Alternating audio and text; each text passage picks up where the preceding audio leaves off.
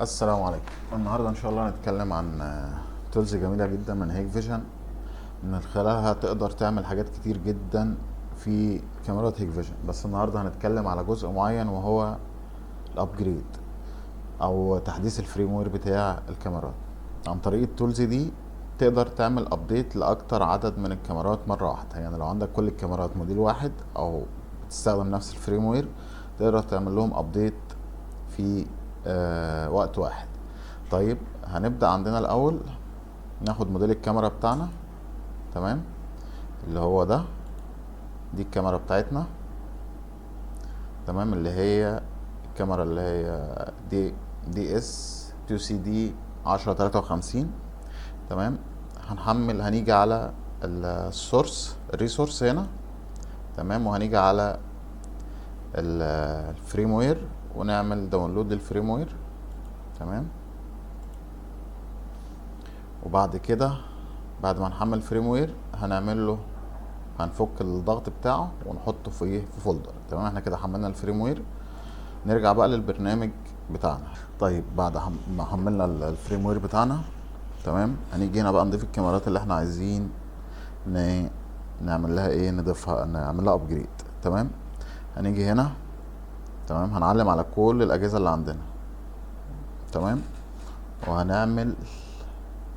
هندوس على اد. تمام، هيطلب مننا باسورد. طبعا هو انا عندي اجهزه، مش كل الاجهزه بباسورد واحد، بس انا الكاميرات عندي كلها باسورد واحد، فهضيف باسورد الكاميرات. هو هيضيف الكاميرات اللي انا محتاجها بس، واحد تمام، ده باسورد الكاميرات. لو عملنا اوكي، تمام، هيبدا يضيف عندي هنا الكاميرات بتاعتنا. تمام، هنا بيعد الكاميرات اهو اللي ضافها. المفروض هيقف عند 100 حاجه وعشرين. دي توتال الكاميرات اللي عندي. تمام، بعد كده اعمل ايه بقى؟ كده ضفنا الكاميرات بتاعتنا. هنيجي هنا نختار ان هو يعرض اول 50 كاميرا بس، ونعلم كده على الكاميرات بتاعتنا، او نعلم العدد اللي احنا عايزينه. تمام، وندوس على ابجريد ونسلكت فايل. الفايل بتاعنا حاطينه، احنا عملنا له، حملناه وعملنا له، فكنا الضغط بتاعه في فولدر من الفولدرات بتاعتنا. ندور عليه اللي هو ده. تمام، وندوس كده وندوس اوكي. تمام، هنا هو بيعمل بروجريس للموضوع اهو. تمام، ولا كاميرا اتعمل لها ابجريد. لا، يبقى احنا اخترنا فريم وير غلط. تمام، كده كله فيلير. يبقى كل الابجريد، كل الفريم وير اللي احنا بنعمله غلط. نرجع تاني نشوف، ممكن احنا حاطين الفريم وير في مكان تاني. نتاكد من الفولدر بتاعنا وندوس ابجريد، سيلكت. في عندي فريم وير تاني اهو، ندوس عليه وندوس اوكي.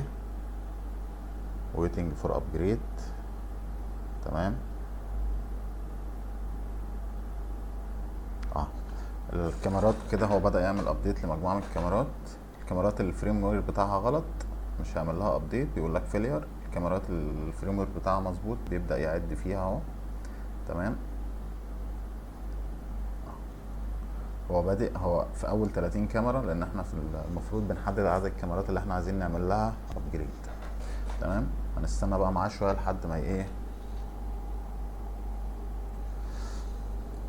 ما يعمل ابديت ويخلص الابديت بتاع الكاميرات، ونشوف ايه اللي هيحصل بعد كده. تمام، هو وصل هنا لنسبة 46%. تمام،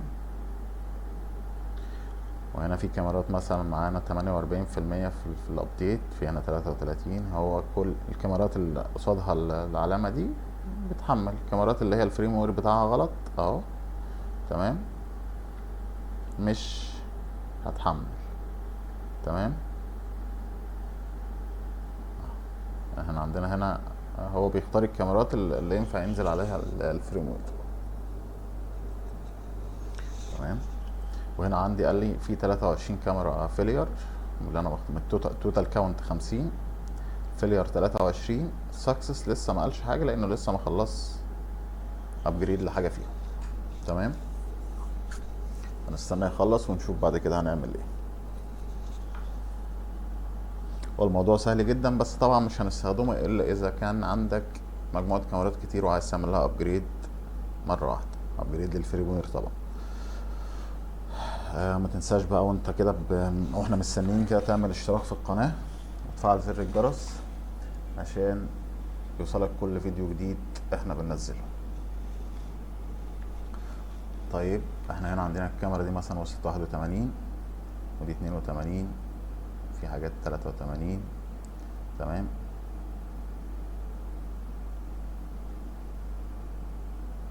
خلينا نشوف لحد ما يخلص هيعمل ايه. طبعا دي طريقة مش للمبتدئين، لان انت ممكن تعمل مشكلة وانت بتعمل ابديت للفريم وير، يقع منك حاجة. تمام. وتحصل مشكلة بعد كده ترجع تزعل. هنا طبعا زي ما احنا شايفين كده قال لك سكسس 2. تمام. كاميرتين 6 7. تمام. 10. طبعا لو رجعت بعد كده بصيت على الكاميرا بتاعتك هتلاقي الفريم ورك بتاعها اتعمل له ابديت بكل بساطة. تمام. هنا 18. تمام.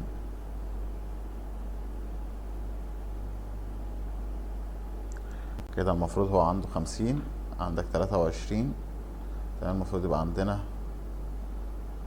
كده 23 كده 44، في 3 كاميرات او 5 كاميرات واقف عندهم،